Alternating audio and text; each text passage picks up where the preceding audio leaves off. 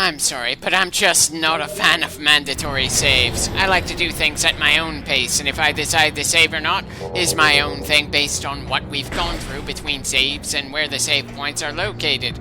It's not my biggest issue with this game so far, but it's still one of the little baffling details that makes me wonder what they were thinking. The tone just does not feel right for a Metroid game. And considering how many other Metroids I've LP'd on this channel, I think I have some ground to have an opinion on that subject.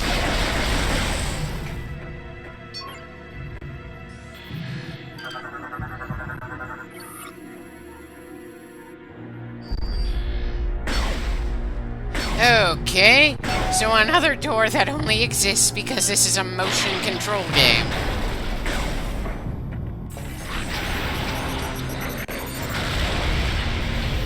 Okay, so those pirates don't want to bother fighting us. Smart move on their part. Still, the explosive sabotage they did hasn't destroyed the generator we're here for. It's just made things a slight bit more annoying, and they're used to obstacles in our way as we try to make progress.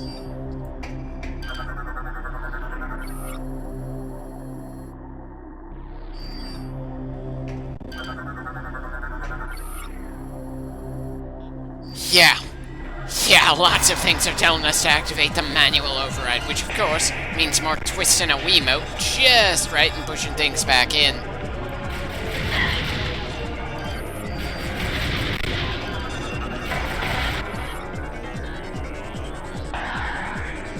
Small drone that shoots phazon at us, huh?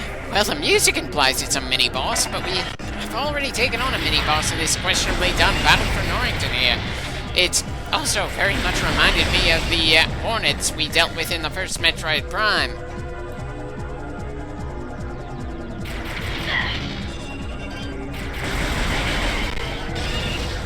And just like that battle, there are several waves of the fast-moving buggers for us to deal with. The fight itself isn't really bad, especially for an early game fight. You're not expected to have a firm feel for the controls yet or to have many upgrades, but I feel like it was done better in Metroid Prime 1.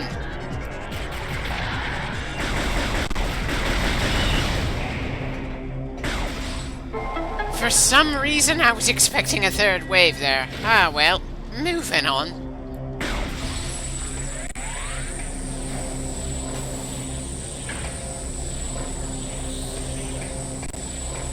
Huh. Would have thought that some of the energy orbs would have been drawn in there. Guess I waited just a bit too long to try grabbing them.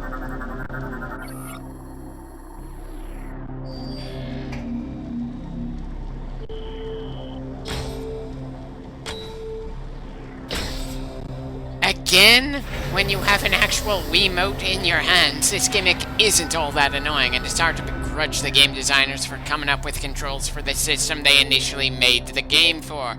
Especially since when I actually had a Wii, this was one of the best games I had on it, with my other two favorite games being Punch-Out and Red Steel. Unfortunately, Metroid Other M soured me on the system as a whole, and my parents were pretty into the exercise games on it, so I essentially let them have the console and continued on with the more conventional controls of the Xbox 360 in that console generation.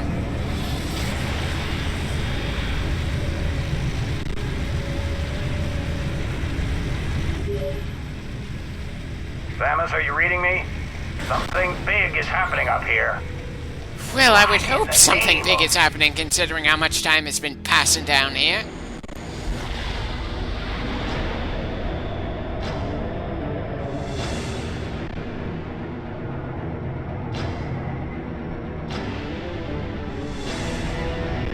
Is that supposed to be scary to me? Sorry, but I'm all too used to dealing with outer space seafood, considering my fights against the Zerg in StarCraft and the Reapers in Mass Effect. Right at you. That's why the pirates disabled the defense system. They intend to smash this thing into Noria. Get that cannon back online, or everyone down there is as good as dead. Right. I don't suppose the fleet still in orbit can do anything about that unidentified tentacled object, can they? I know the player character is supposed to have the biggest impact in these sort of things, but still.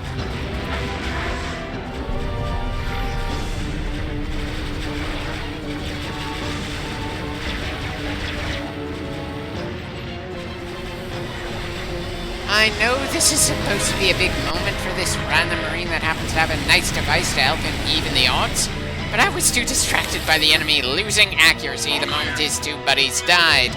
It also doesn't help that the enemies seem more fragile in cutscenes than in actual gameplay. What the heck is that? Well, hello there. I think this makes the 6th Metroid game we've had to deal with Ridley in it.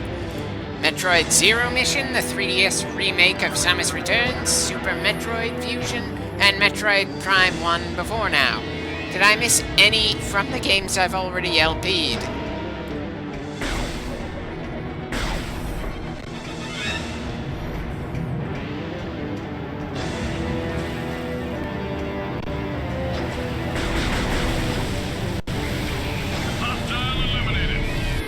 Sorry, but considering how your non-Phazon enhanced allies fared earlier in the game, I'm not impressed that you Phazon troopers are killing the non-Phazon pirates with ease. And good God, you didn't do much to secure the ground behind you there. As someone who's played as a soldier in quite a few games, the Federation military is just looking pretty crap to me here. Again, it's unfair to compare something like Metroid to something like Halo, but there's a reason that Metroid generally stays away from showing actual large-scale battles. It is isolation here. Ugh. And again, this game is showing that Nintendo has no idea how to pull off an engrossing large-scale battle, just like Star Fox Assault. I know it's early in the game and they have plenty of time to improve the storytelling and presentation. Still, we're 4 clips in, and I can most certainly say they botched the beginning of this game very effectively.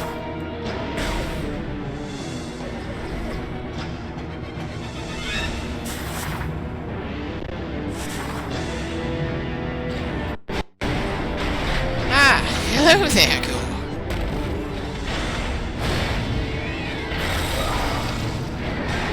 I suppose that was a nice sequence of him killing a larger enemy, but considering how easy it was for us to kill that same enemy type ourselves back in orbit, it's not a great sign for how badass he is. If anything, Rundes pulling off that Iceman-style fly-in to take out some transports instantly felt like a better badass moment. I'm sorry, why did you get out of your mech for a few seconds just to get back into it if you can speak while still piloting it? It's not like you were doing any maintenance after dealing with the big pirate on the leg there. And for that matter, why aren't you trying to get to one of the generators yourself? You're clearly pretty intimate with machinery after all, you're part machine. There shouldn't be too much of a problem there. And I know Rundes said he was going for one of the 3. Our scans of the meteor have detected massive quantities of Phazon. It could be some sort of bomb. I'm pretty sure it doesn't matter if it's a bomb or not. A large enough object slamming into a planet at a fast enough speed is going to be an extinction-level event. I mean, sure. The previous 2 Metroid Primes had a Phazon-filled asteroid slamming into their respective worlds, being the reason things started getting bad on those respective planets, but come on. I already have complaints about how this game is handling this particular instance. You mean to tell me that the pirates have found a way to weaponize the sort of thing that happened to Talon 4 and Aether? You're losing part of the interesting idea of it being a natural disaster, and not in an interesting way that the Zerg or Tyranids can pull off. They are removing some of my interest in Phazon after 2 games straight had done a solid job of making it seem freaky as hell. Again, they can salvage things since this is the start of the game, but dear God, this is not a good first impression for this game. Especially since we're several clips into this exciting opening battle, and there has been no real sense of urgency.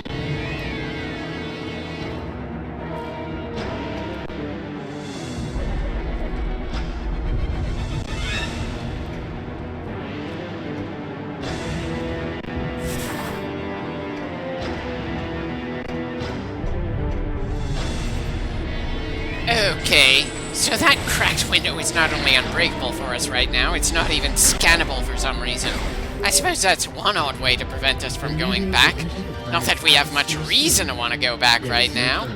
Have I mentioned that this massive sequence feels oddly un-Metroid, considering this is the third entry in the Metroid Prime trilogy?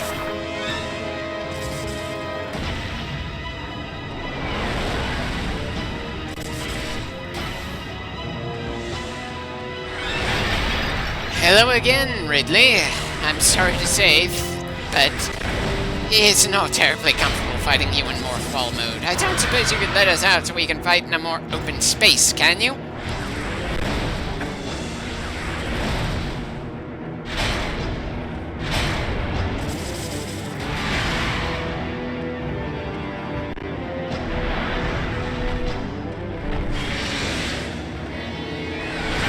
Right. Guess we're doing this little sequence again. Sure, it's visually interesting, but it's not exactly playing to Ridley's strengths. And is it just me, or does it feel like the opening battle has been dragging on here? Sure, part of that is because I've been scanning pretty much everything we see like a newborn that just learned how eyeballs work, but this definitely isn't the exciting opener that they were planning on. The music is nice though, I can give them that much.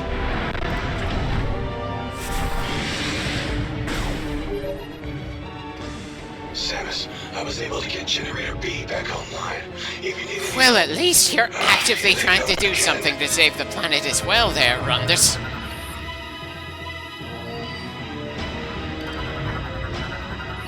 And again, we see signs that we're not allowed to go back until we get things done over here. As if we needed more evidence that something is going to happen once we get to the next generator.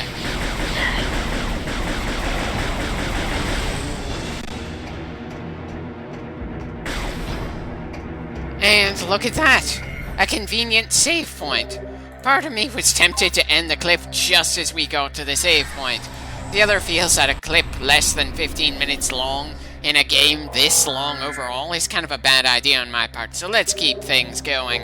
Sure, the stopping point for this clip is going to be in an awkward place, but still, 12 minutes is too short to let things stand.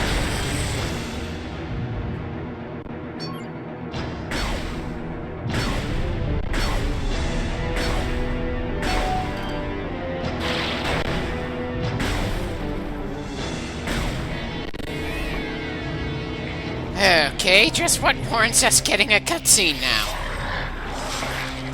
So, one pirate is killing a bunch of his comrades?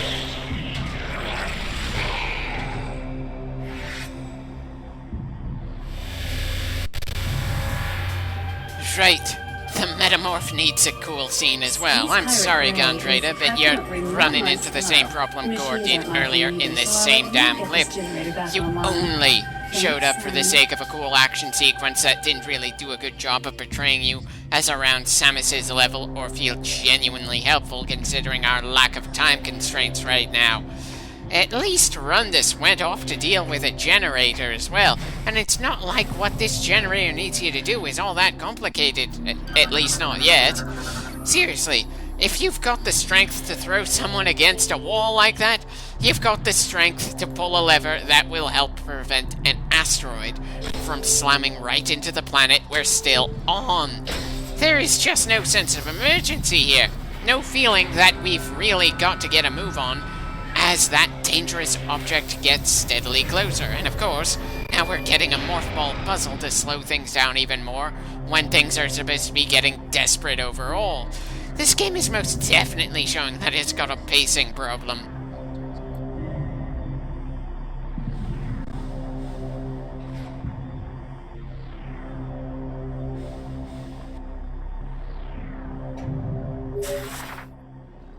Samus, our efforts to slow the meteor have failed.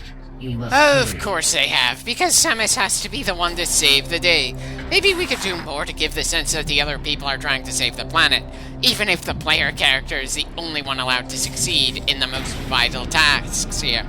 I just don't feel like that's asking for too much, especially since this battle has already gone on for approximately an hour at this point.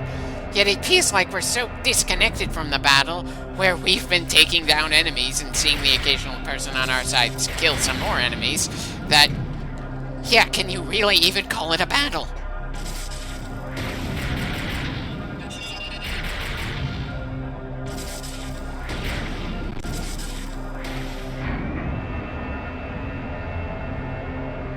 Pretty easy to guess we're gonna have to activate the third of these things. That poor little drone has been trying to make things more tense for us as we solve this simple puzzle, and failing miserably.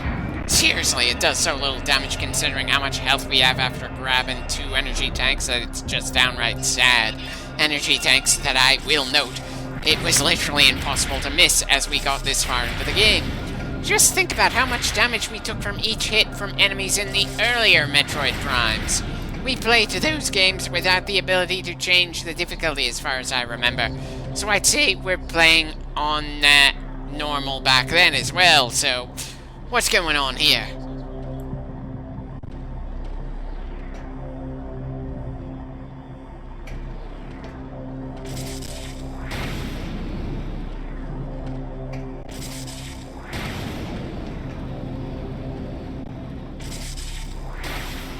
Okay, so we've managed to get this generator back into place. It's a good thing it was designed specifically for Samus to fix it, and she was here.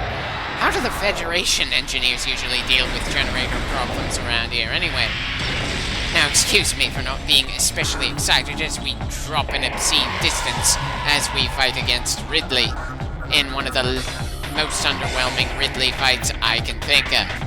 I mean, I suppose I should have read more about Ridley for this game before this fight, considering he's such a major character in the Metroid franchise, but we're pretty familiar with him.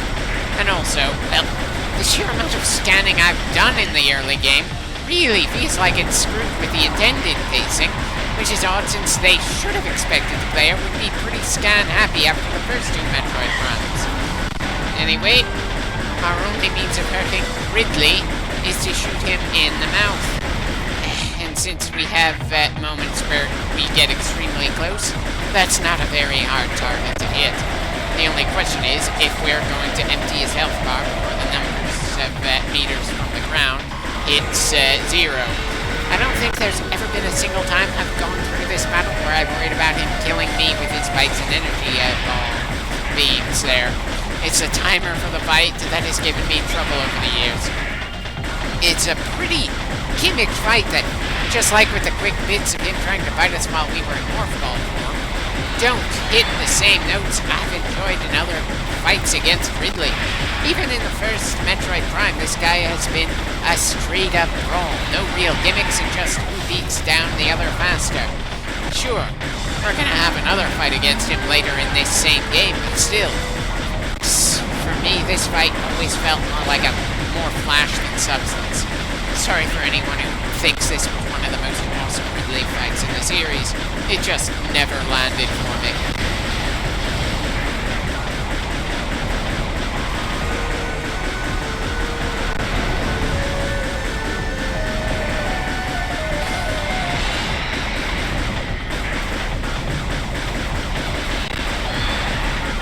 It doesn't help that we have little moments of him being invulnerable to damage when we've got a timer that says we need to beat him before the number hits 0.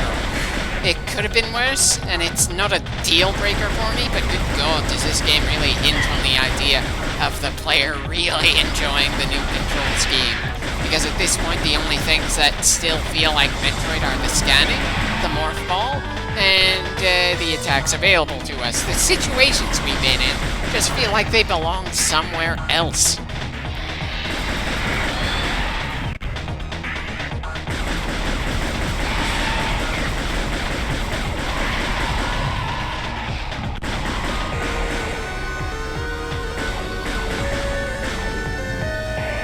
Anyone else getting the feeling the bastard is literally stalling just so we'll have an exciting last-minute win in this fight? Really don't know how they're gonna pull off this controls-wise when they do the Switch remake. Assuming, of course, that Nintendo doesn't just cancel that plan for this game, considering how critical the motion controls are to the gameplay.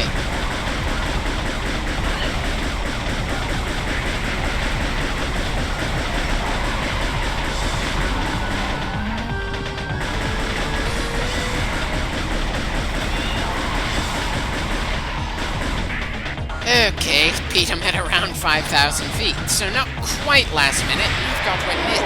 I do like the visual of Samus just shoving her cannon into Ridley's mouth and shooting some more as they both plummet into the abyss. Kinda makes me think of Gandalf fighting the Balrog. Ah well, it looks like Rundus is here to save us. He's certainly in a hurry to become a favorite of the three hunters in this game. Well done, Samus. Now you owe me one. I always Just say what you want and we'll see what we can do. owe it to you to get this final generator back online. With that, Part of me wants to ask why you couldn't have turned it on before diving down to save us. The other feels that Gore and Gondreda should have done more to actually help instead of just having a quick fight scene to show they exist, then saying, "Do our job, Samus."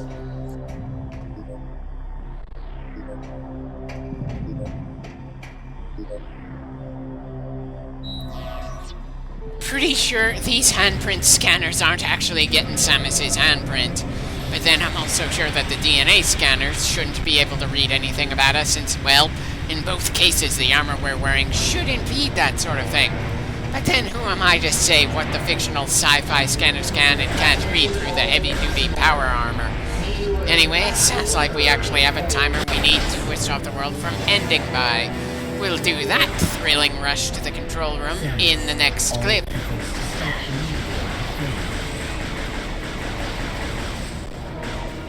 Now that the defense system is back online, it remains our last chance to stop the meteor. You must get to the control tower and fire the... Okay, apparently we triggered a cutscene where Aurora was talking to us. Why did they allow that interrupt to happen?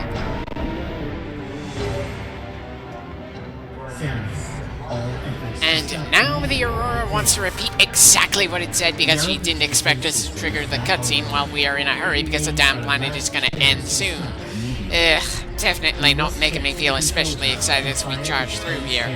All you're doing is making me wonder what the hell were they doing when they thought up the beginning of this game?